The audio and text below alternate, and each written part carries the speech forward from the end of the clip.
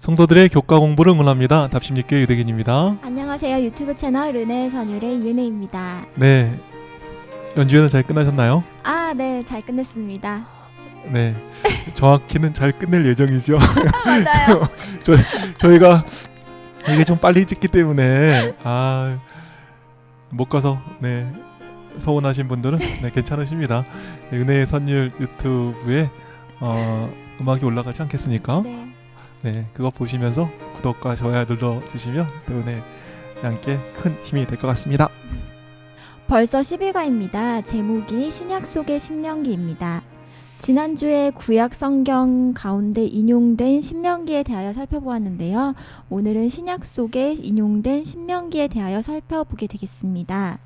신명기는 마태복음, 마가복음, 누가복음, 요한복음, 사도행전, 로마서, 갈라디아서, 고린도 전후서, 히브리서, 목회서신, 그리고 요한계시록까지 신약의 많은 책에서 인용되고 있는데요. 이번에는 그 중에 몇 가지 예를 살피며 함께 은혜를 나누도록 하겠습니다. 네, 그럼 예수님께서 신명기의 말씀으로 시험을 물리치신 장면과 차별하지 않는 하나님의 모습, 그리고 약속을 지키시는 하나님과 분명히 있는 심판이라는 이 주제가 이번에 살필 주제인데요. 하나하나 살펴보도록 하겠습니다. 일요일 교과를 보시면 예수님께서 시험 받으시는 장면이 등장합니다. 예수님께서 시험 받으시는 장면에는 많은 것이 요약이 되어 있습니다. 먼저 요한일서 2장 15절의 말씀 보시겠습니다. 이 세상에 있는 것들을 사랑치 말라. 누구든지 세상을 사랑하면 아버지의 사랑이 그 속에 있지 아니하니 이는 세상에 있는 모든 것이 육신의 정욕과 안목의 정욕과 이생의 자랑이니 다 아버지께로 쫓아온 것이 아니요 세상으로 쫓아온 것이라.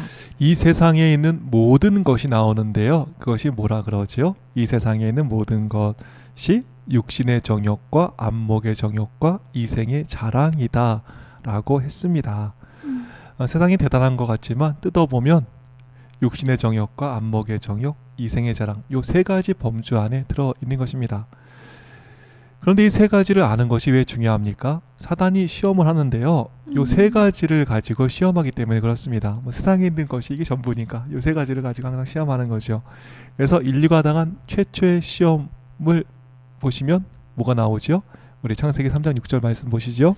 여자가 그 나무를 본즉 먹음직도 하고 보암직도 하고 지혜롭게 할 만큼 탐스럽기도 한 나무인지라. 여자가 그 실과를 따먹고 자기와 함께한 남편에게도 주매 그도 먹은지라. 에덴 동산에서 무엇으로 유혹을 했습니까? 먹음직도 하고 육신의 정욕입니다. 보암직도 하고 안목의 정욕입니다. 지혜롭게 할 만큼 탐스럽기도 한지라 이생의 자랑인 것이지요. 예수님께서 시험 받을 때도 마찬가지입니다. 예수님 시험할 때 마귀가 단단히 준비하지 않았겠습니까? 이 세상에 오기만 해봐라. 하늘에서 내가 전투에서 졌는데 다시 갚아줄 거야. 아마 마귀가 단단히 준비를 했을 것입니다. 그런데 마귀가 결국에 무엇을 갖고 시험하지요? 세상에 있는 것이 전부니까 요 세 가지를 가지고 시험하는 것입니다. 돌을 떡으로 만들어 봐라. 배고픈 예수님께 육신의 정욕을 가지고 시험하는 것입니다. 하나님의 아들이거든 한번 뛰어내려 봐. 이생의 자랑을 가지고 이야기하는 것입니다. 그럼 하나 또 뭐가 남았죠? 안목의 정욕. 우리 마태복음 4장 8절의 말씀 보시죠. 마귀가 또 그를 데리고 지극히 높은 산으로 가서 천하 만국과 그 영광을 보여 이르되 만일 내게 엎드려 경배하면 이 모든 것을 내게 주리라. 천하 만국의 영광을 보여 안목의 정욕을 가지고 시험한 것입니다.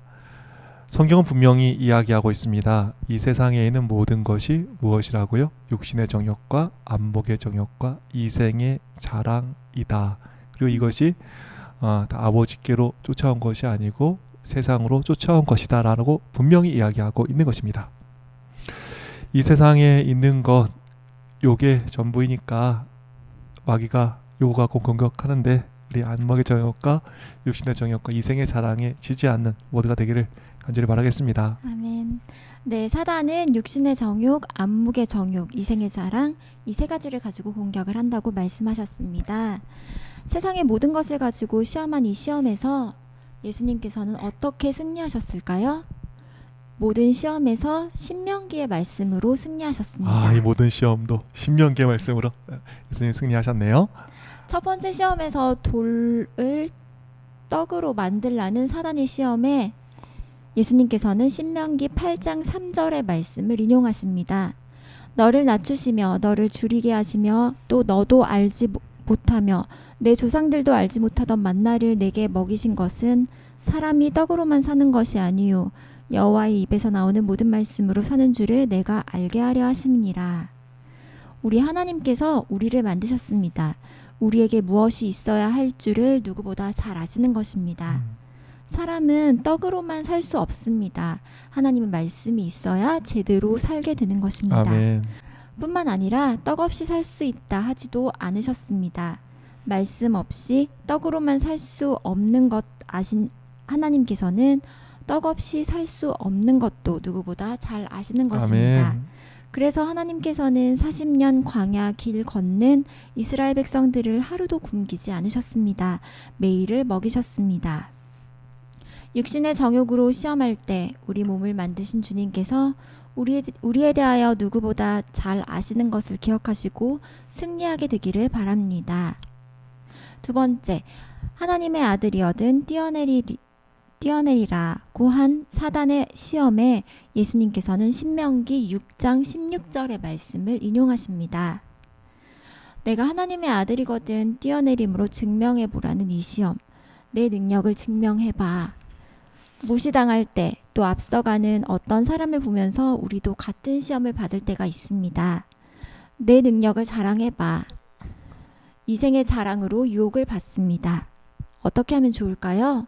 시대의 소망은 이렇게 이야기하고 있습니다. 그러나 두 번째 시험은 또다시 내가 만일 하나님의 아들이어든 이라는 의심을 암시하는 말로 시작되었다. 그리스도께서는 만일이어든 이라는 말에 대답하도록 유혹받았으나 의심을 조금도 받아들이지 않으셨다. 그는 사단에게 증거를 주기 위하여 자기의 생명을 위태롭게 하지 않을 것이었다. 너무 무시당하고 억울한 일 당할 때면 나 그 정도 아니야 라고 설명하고 싶습니다.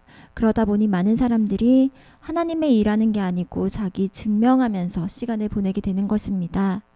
모세를 한번 보세요. 민수기 12장에서 그의 리더십은 공격을 받습니다. 아론과 미리암에 의해서 너만 하나님과 이야기했니? 라며 막 공격하잖아요. 그럼에도 불구하고 모세는 자기가 어떤 사람인지 증명하지 않습니다. 이런저런 소리에 자기 증명하지 않는 모세의 모습을 성경은 뭐라고 기록합니까? 이 사람 모세는 지면의 모든 사람보다 온유함이 승하니라. 자기가 자기 증명 안 하는 것, 그것을 성경은 온유함이라고 부르는 것입니다. 모세가 자기 증명 안 하니까 바보 되던가요? 자기가 자기에 대해 설명하지 않으니까 하나님께서 모세를 설명해 주시는 것입니다. 하나님께서 미리암, 아론을 불러놓고 다른 선지자들에게 꿈으로 이야기하고 이상으로 이야기했지만 내 종 모세와는 내가 대면하여 이야기했다. 그런데 어찌하여 내 종 모세 비방하기를 두려워하지 아니하느냐 말씀하십니다. 그리고 모세를 비방하던 미리암은 문둥병이 걸리는 것입니다. 나에 대한 증명을 내가 아니라 하나님께서 해주실 때 더욱 영광스러운 것입니다. 그런데 우리가 우리를 다 증명해버리니까 하나님께서 우리를 증명하실 일이 없는 것입니다. 아멘. 예수님처럼 이생의 자랑으로 마귀가 시험할 때 마음이 요동치 않게 되시기를 바랍니다. 아멘. 세 번째 예수님께서 당한 시험은 무엇이지요? 예수님께 세상의 모든 영광을 보여주고 절하면 주겠다 이렇게 얘기합니다. 예수님께서 뭐라고 말씀하시지요? 역시 신명기의 말씀을 인용하시면서 승리하십니다. 신명기 6장 13절입니다. 내 하나님 여호와를 경외하며 그를 섬기며 그의 이름으로 맹세할 것이니라. 이 세상에서는 금이 비쌉니다. 그런데 하늘에 가면 어떻게 되죠? 금이 바닥에 깔려 있습니다. 아스팔트가 아니라 금이 아스팔트 역할로 깔려 있는 거죠. 뭐 프로포즈 받을 때 뭐 아스팔트를 껴가지고 주는 사람은 없지 않겠습니까? 세상에 가장 귀한 것이 하늘에서는 밟고 달리는 것이 되는 것입니다. 저 하늘의 영광은 도대체 얼마나 찬란한 것일까요?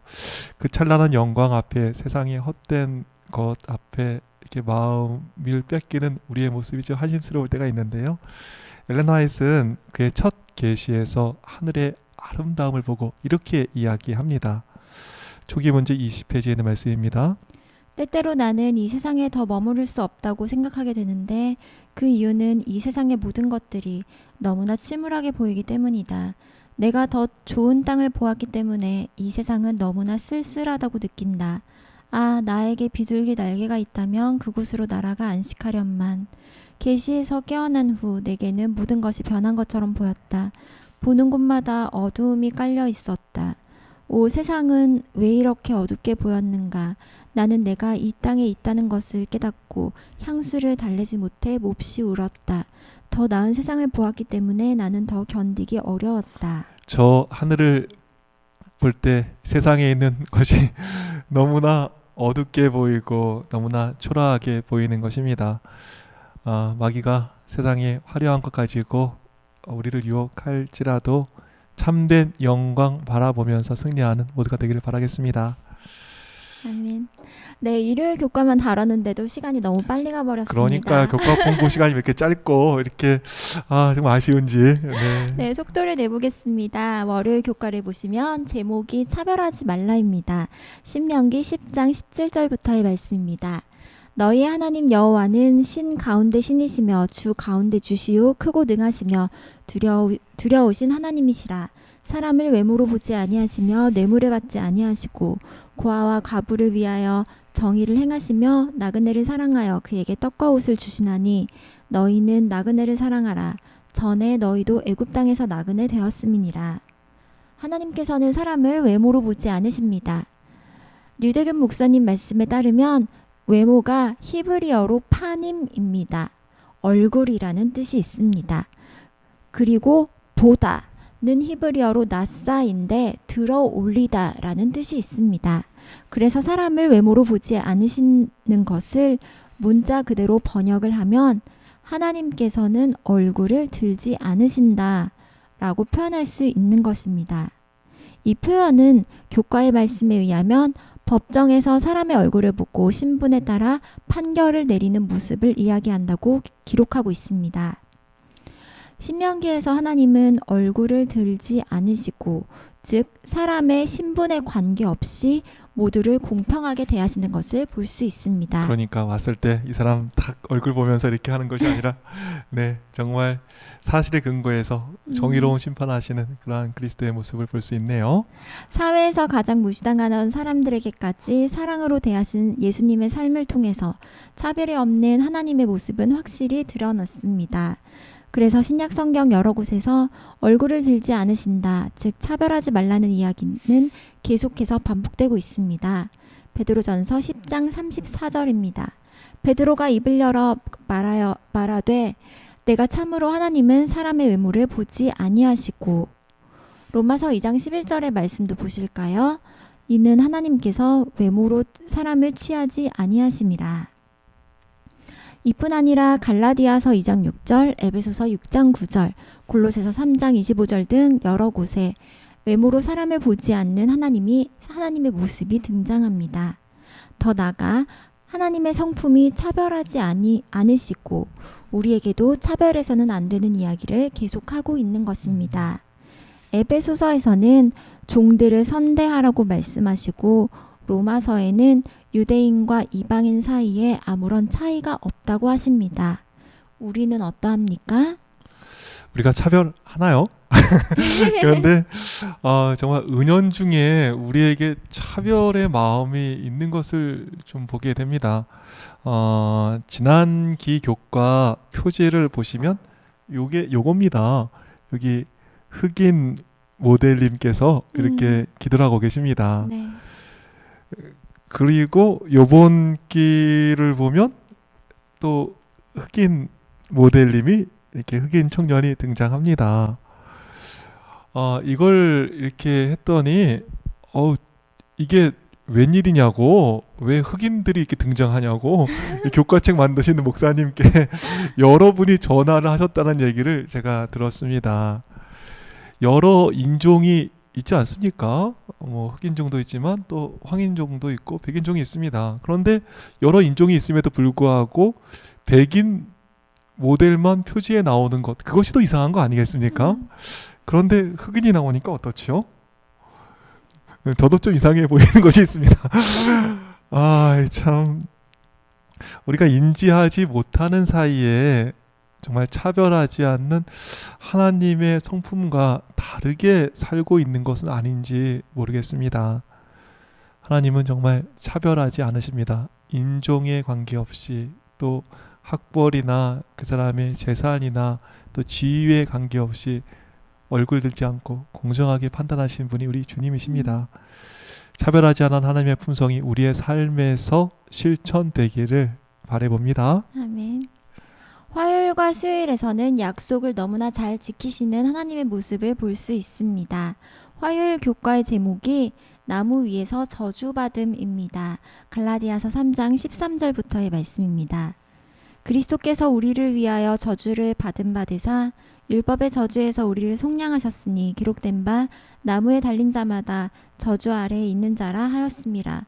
이는 그리스도 예수 안에서 아브라함의 복이 이방인에게 미치게 하고 또 우리로 하여금 믿음으로 말미암아 성령의 약속을 받게 하려 함이라. 율법의 저주를 받을 우리를 대신하여 예수님께서는 십자가라는 나무에 달려 저주를 받으셨습니다. 그런데 나무에 달리면 저주를 받는다는 말씀이 어디서 나왔을까요? 신명기 21장 22절입니다. 사람이 만일 죽을 죄를 범하므로 내가 그를 죽여 나무 위에 달거든 그 시체를 나무 위에 밤새도록 두지 말고 그 날에 장사하여 내 하나님 여호와께서 내게 기업으로 주시는 땅을 더럽히지 말라. 나무에 달린 자는 하나님께 저주를 받았음이니라. 그리스도께서 나무에 달려 돌아가셨는데 그것은 율법을 어김으로 모든 사람이 당해야 하는 하나님의 저주를 대신하신 것입니다. 교과의 말씀처럼 우리가 구원을 받는 것은 율법의 행위를 통해서가 아닙니다.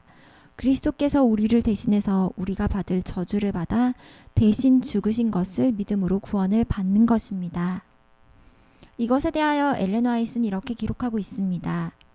그리스도밖에는 아무도 타락한 사람을 율법의 저주에서 속량하여 하늘과 조화시킬 수 없었다.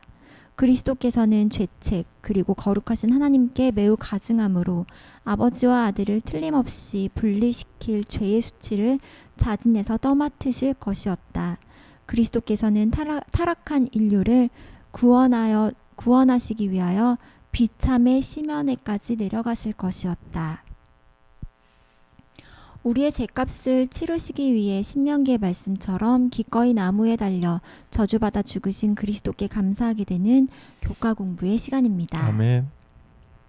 수요일 교과입니다. 제목이 모세 같은 선지자입니다. 신명기에는 하나님과 사람 사이의 중재자로 모세 같은 선지자를 일으키실 것을 약속하고 있습니다. 신명기 18장 15절입니다. 내 하나님 여호와께서 너희 가운데 내 형제 중에서 너를 위하여 나와 같은 선지자 하나를 일으키시리니 너희는 그의 말을 들을지니라.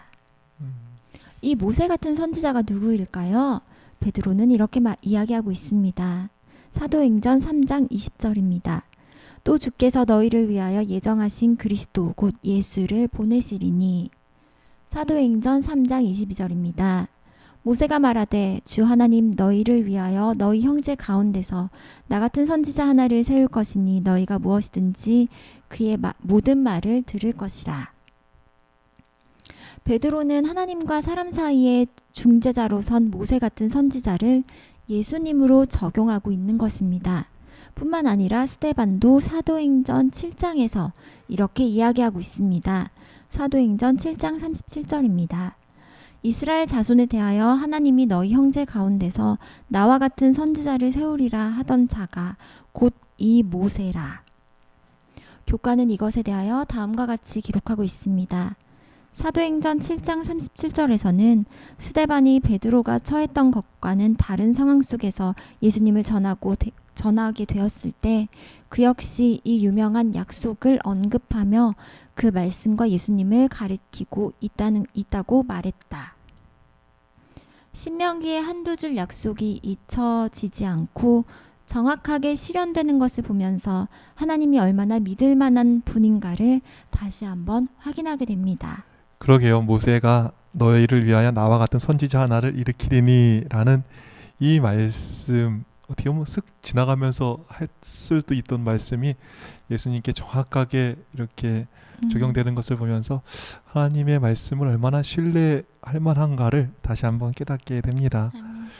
약속을 지키시는 하나님과 함께 목요일 교과에서는 분명히 있게 되는 심판에 대해서도 이야기하고 있습니다. 다음 기에서는 히브리서를 공부하게 됩니다. 히브리서는 어떤 내용일까요? 히브리서는 예수님을 믿는 유대인들에게 보낸 권면의 말씀입니다. 내용이 무엇이냐 하면 교과는 이야기하기를 히브리서의 내용은 하나님께 끝까지 충성하라는 말씀으로 요약된다 라고 이야기하고 있습니다. 그런데 바울이 유대인 신자들에게 하나님께 끝까지 충성하라고 권면하기 위해서 그들보다 먼저 살았던 유대인 신자들에게 주었던 신명기의 말씀을 인용하고 있는 것입니다. 신명기 17장 6절입니다. 죽일 자를 두 사람이나 세 사람의 증언으로 죽일 것이요 한 사람의 증언으로는 죽이지 말 것이며. 이 말씀은 히브리서 10장 28절부터 다음과 같은 적용으로 인용되고 있습니다. 모세의 법을 폐한 자도 두세 증인으로 말미암아 불쌍히 여김을 받지 못하고 죽었거든. 하물며 하나님의 아들을 짓밟고 자기를 거룩하게 한 언약의 피를 부정한 것으로 여기고 은혜의 성령을 욕되게 하는 자가 당연히 받을 형벌은 얼마나 더 무겁겠느냐 너희는 생각하라. 증거가 있어야 사람을 죽이지 않겠습니까? 그런데 한 사람으로 하지 말고 어떻게 두세 사람 증인으로 해라. 이렇게 신명기를 이야기하고 있죠. 그런데 이것을 바울은 다음과 같이 특별히 적용하고 있습니다. 죽일 증거가 있느냐? 옛 언약 가운데 두세 사람의 증언만 있으면 사람을 죽일 수 있다. 하물며 두세 사람만 이렇게 증언을 해도 사람을 죽일 수 있는데 하나님의 아들을 짓밟고 자기를 거룩하게 한 언약의 피를 부정한 것으로 여기고 은혜의 성령을 욕되게 하는 자가 당연히 형벌 받고 또 그들의 형벌이 더 무거운 형벌을 받는 것, 이것이 당연한 것 아니냐라고 바울은 이야기하고 있는 것입니다. 다시 한번 이 말씀 아까 이해가 안 되셨을 텐데 우리 히브리서 10장 28절의 말씀 다시 한번 읽어주실까요? 모세의 법을 폐한 자도 두세 증인으로 말미암아 불쌍히 여김을 받지 못하고 죽었거든. 하물며 하나님의 아들을 짓밟고 자기를 거룩하게 한 언약의 피를 부정한 것으로 여기고 은혜의 성령을 욕되게 하는 자가 당연히 받을 형벌은 얼마나 더 무겁겠느냐 너희는 생각하라. 그러니까요. 두세 사람의 증인만 있어도 사람이 죽을 수 있는 건데 이렇게 큰 죄를 범해놓고 안 죽겠냐? 심판이 분명히 있음을 이야기하는 것이죠. 그리고 신명기 32장 35절의 말씀을 인용하고 있습니다. 그들이 실족할 그때에 내가 보복하리라. 그들의 환난 날이 가까우니 그들에게 닥칠 그 일이 속히 오리로다. 보복하시는 하나님, 히브리서에서는 원수 갚는 것이 내게 있다고 말씀하신 하나님께서 끝까지 배도하고 불충실한 백성들을 심판하실 것입니다. 십자가의 현저한 사랑을 깨닫지 못했던 유대인들도 심판을 받는데 십자가의 큰 사랑을 알면서도 강팍하게 계속 거절해 가는 백성들은 심판을 받게 되는 것입니다. 하나님이 심판하실까? 우리가 망각하며 살 때가 있지 않습니까? 신명기의 경고가 자고 있는 우리의 신앙을 깨웠으면 좋겠습니다. 오늘 신약 속에 인용된 신명기의 말씀을 통해서 은혜를 나눴는데요. 말씀 정리해 주실까요? 네, 예수님께서는 신명기의 말씀을 통해 사단의 시험 가운데서 승리하셨습니다. 그리고 신명기는 차별하지 말 것을 말씀하셨습니다. 또한 화수 교과를 통하여 신명기의 예언이 예수님을 통해서 성취된 것을 살펴보았습니다. 그리고 목요일 교과에서는 그와 같이 심판의 날이란 예언도 성취될 것을 살펴보았습니다. 그럼 저희는 마지막 교과 모세의 부활이란 주제로 성도들을 다시 찾아뵙겠습니다. 그때까지 몸 마음 평안하세요.